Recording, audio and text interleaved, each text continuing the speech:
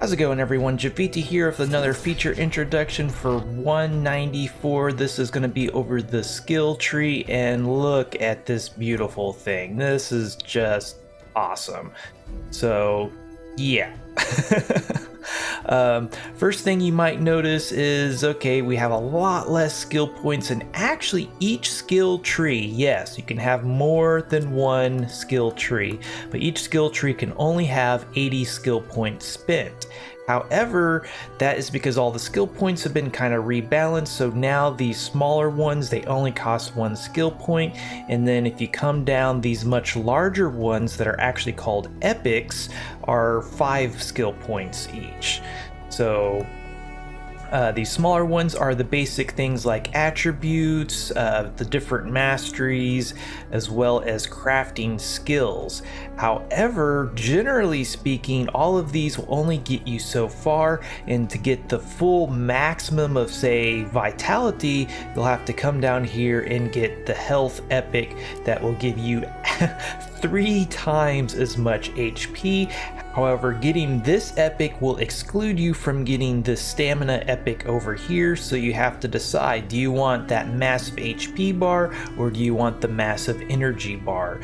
So in other words, these skill trees are quite a bit more limiting. However, they force you to be much more specialized, which should increase the variety of player builds and the differences between different player skill sets. So that should actually be pretty interesting effect for the game of having more specialized builds, say, you know, tanks for meteors, while with dedicated DPS and healers, and no longer kind of this jack of all trade that's really a master of most trades. As you can see up here, I have skills 1 and skills 2, so I can switch between these at pretty much any time. There is a warning that I can only do this every 15 minutes. However, if you are in your home beacon, you can do this as many times as you want. So taking a closer look at these, up here there are the attributes, and instead of having a little square or a little button for each individual rank, you can just put multiple points into the same rank, making this much more condensed. So that is very nice. So it still has the 8 ranks right here, with essentially the 9th rank coming from this attribute bonus. All of these are pretty much still the same as you probably remember. However, what used to be energy is now a zeal bonus, and seems to have an additional effect of making buffs last longer and debuffs lasting a shorter period of time. So that is pretty awesome, actually. So if you come over to here under combat and effect, you can see that this character has a debuff duration modifier of 50%. And it looks like, yeah, it has that D in a parentheses, so it's talking about debuffs and buffs. So you could literally make your buff last 50% longer by maxing out the zeal. So that is pretty awesome. But jumping back over to the skills, you might have noticed that there's no longer any kind of confirmation messages, and that is because you can add and remove these on the fly. So I've yet to actually spend anything, and nothing becomes finalized until you come all the way down here and confirm the selection. So that is amazing. You can essentially now use this as a built-in skill calculator. So very, very nice. And from what I heard, some of these skills are level locked, so if you want to get something like way down here, you might have to level up a few times before you can get it. But if you're already level 50 or already leveled up quite a bit, there's nothing stopping you from coming down here and picking these skills up first, grabbing the ones that are most important to you, and then coming back to these other skills and filling in with whatever is left. So that is a very nice quality of life little addition there. Looking at these other categories, so beyond attributes, there's now the masteries right here. These have actually been changed to be purely additive. So instead of giving you a debuff on your tool if you're trying to use an advanced tool without the proper mastery, now you can still use that tool, you just do less damage without these masteries. So that is very nice. And again, each of these masteries go up to rank 5. And what's really interesting is that, okay, so I can put my 5 points into Bomb Mastery. That gives me 10% per point, so that's 50% more damage. But then coming down here, there is a Slingbow Epic and a Bomb Epic. And if you notice, if I take one of these, it actually prevents me from taking the other one. So now I have to pick and choose. Do I want to do the most damage with slingbows or the most damage with bombs? And has the same conundrum over here with hammer and shovel and axe. Shovel and axe is actually on the same epic, so which is pretty interesting because you could take this epic without taking these up here and then put 5 into hammer mastery, and now you do 50% more damage with all tools with only spending 10 points instead of spending 15 points up here to get the same thing. However, it does prevent you from having 100% damage with either hammers or shovels and axes. So it's a little bit of a trade-off, but if you find that you really don't need 100% more damage, you could certainly just go the 10-point route like I showed and save a little bit of points and be able to use all tools fairly decently. And another awesome thing is that Grapple Master has been modified to now increase the length that you can grapple by 5 meters, as well as the grapple projectile speed. So that is really nice. So that would be 5 times 5, that's an extra 25 meters on top of what the grapple can already do, not to mention you could forge even extra range on top of that. So if you got the maximum amount of range forged on a sapphire grapple, that would be 95 meters range plus the 25. So yeah, that's a lot. So that would be what, 120 grapple range. That would just be insane. Coming down here, we have all of the crafting skills. So you might notice that there is now a level system for the different categories, and now different recipes will require a varying amount of level. So these tool, weapon, and tech crafting, they only go up to level 2. However, if you want to be able to craft gem gear, you need at least level 3. Coming back up to this first set of epics, you'll find many of the things you're pretty familiar with. We have the rapid fire and charging for slingbows right here. And as you can see, these also force you to make a choice between rapid fire and charging. But I actually really like this because now you can take this and it makes all of the slingbows have this behavior. So you can have that rapid fire iron slingbow if you want to, or that charging topaz slingbow if you want it. So now, depending on your preference and what skill you take, you can make any slingbow be either rapid or charging. That is pretty awesome. Down here we have volume crafting, which is essentially bulk and mass crafting. Got our chisel epic, which allows use of precise chisels. The light source skill. We got the shadow effect for reducing creature aggravation, as well as the threat for increasing if you want to be a tank. Down here are the endurance skills for kinetic armor, resistance, impulse armor, and resistance, as well as the following skills. Again, these small ones, they only cost 1 skill point, and they go up to rank 5.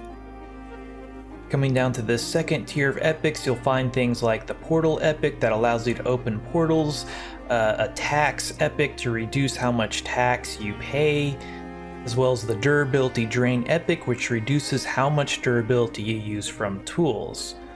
There's also some new effects here, like the efficient crafting epic right here, which reduces the fuel use of spark generators and furnaces. That is really awesome. There's also a forging epic that increases flexibility on gear, so that will make forging items a bit easier.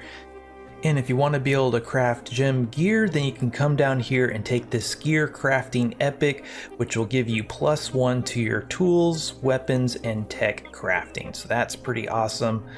Or you could come over here and take the consumable crafting and be able to craft the top level food and brews.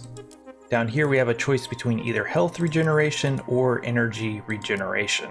There's also this amazing gathering epic right here, which allows you to use a shovel to dig up a placeable version of surface resources, so finally you can use them as decorations.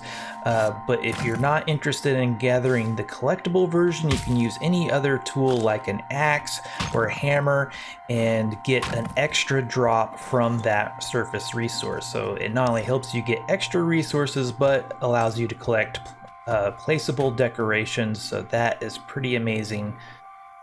Over here we have the jump distance epic as well as the air jump, so very nice, just condensed down into 2 skills right there for each one of those. Down here we have the atmospheric protections as well as the warp distance skill. So again, these only cost 1 skill point each, and they go up to 3 ranks for the portal distance and 5 ranks for the atmospheric protection. There are some fairly powerful effects down here, like this damage epic, which just gives you a flat extra 50% damage to everything basically. So it looks like you could get all the way up to an extra 150% extra damage to, say, sling bows if you spec accordingly. I think I'll go ahead and try that out because that sounds a little bit ridiculous.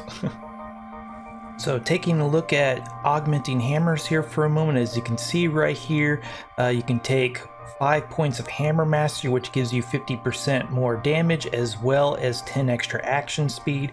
Come down here and get the first Hammer Epic, which is another 50% damage and another 10 action speed. Come down even further and then you can get the General Damage Epic, which gives you plus 50% damage from all sources. So that's 150% more damage for hammers plus an extra 20 action speed, so it swings much faster. And yeah, that is pretty insane. And you should be able to do this for pretty much all the tools. So if you really wanted to focus in on, say, hammers, you could, or with bombs. So I could see a highly developed gatherer having 1 spec for bomb mining, blast open a lot of earth, and then switching over to a spec that specializes in hammers to gather all of the raw resources they're actually interested in. So pretty amazing, I have to say. Hopping over to Volpto to test this out, something I almost forgot to consider is power bonus. So this is just insane. You come over here to combat and effects, you can see that we're doing 140% extra general damage on top of 100% hammer damage. So that's 240% extra damage for hammers. That is just insane. As you can see, I practically one-shot stone with this just regular iron hammer with an absolute minimal amount of forging. I could easily one-shot rock. And yeah, the diamond hammers, which are essentially the new sapphire hammers, are the heaviest hitting hammers, do an incredible 6,460 damage, which easily one-shots resource blocks. So looking past this damage epic, you could take the healing epic to increase your healing by 100%, or come over here and increase all of your resistances and armors by 3 times. And quite handily in the description, it lists all of the percent bonuses you get from this epic. So right now I have no extra defense skills, so I would get no effect from this protection epic. However, if I grab some of this kinetic armor and confirm the selection, now when I look at this protection epic, you see that I get an additional 300 kinetic armor from this epic. Over here we have the revive skills, and down below are the rage and focus skills. So it's a good thing to note that these currently are not working, hence they don't even have a skill description as of the moment. And then finally down here we have the food and brew crafting epics, as well as the tool, weapon, and tech crafting epics. So if you already have the tool, weapon, and crafting epics up above, you really don't need these, at least until they add the more advanced tools such as Dark Matter, Rift, Blink, and so on. And taking a look at these crafting epics, you can see that it actually reduces the spark cost for these crafts by 20%. So if you wanted to specialize in, say, making tools, you can not only craft the highest level tools, but do so 20% cheaper, at least as far as fuel. So that is pretty amazing. If you want to try to craft all of this stuff on one account, then you would have to either have extra skill sets or extra characters to be able to take these different crafting epics down here. So should make the trading scene a little bit more interesting, as now you can't have just one character running one shop that's able to craft absolutely everything, at least easily at first. So this should increase the value of working together with other players and trading, much more important moving forward.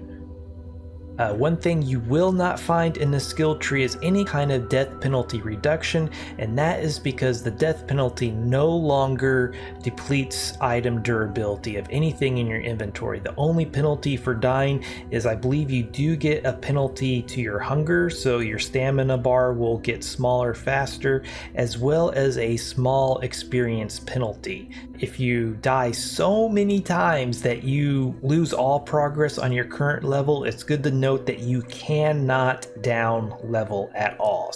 So if you manage to deplete this entire bar, then essentially there is no death penalty, other than, I guess, it depletes your stamina bar a little bit faster.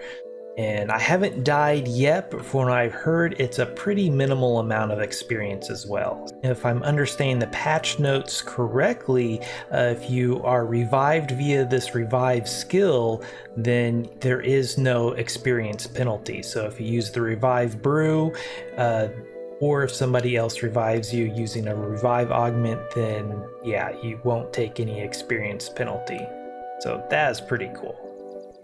Okay, well, I think that finally covers the skill tree pretty darn well. That ended up being quite a bit longer than I thought. However, I'm glad I took the time, because I ended up learning quite a bit more about the skill tree than I originally knew. So pretty awesome.